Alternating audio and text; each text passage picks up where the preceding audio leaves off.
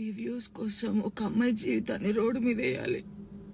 అది మంచిగా చెడ్డ ఆలోచించరు, ఇష్టం ఉన్నట్టు కామెంట్స్ పెడతారు. మా అమ్మ నాన్న నన్ను చిన్నప్పటి నుంచి ఒక్క మాట కూడా అనకుండా పెంచిర్రు.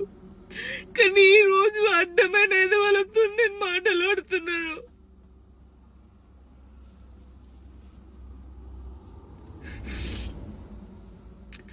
సూసైడ్ చేసుకొని చచ్చిపోతే నేను ఎందుకు వెళ్ళి చచ్చిపోతారు? ధైర్యంగా బతకాలని నేను చాలా మందికి చెప్పినా, కానీ వాళ్ళు చచ్చిపోయింది వాళ్ళ బాధల కోసం కాదు, మీరు చేసే రచ్చకే వాళ్ళు చచ్చిపోయారు తట్టుకోలేక.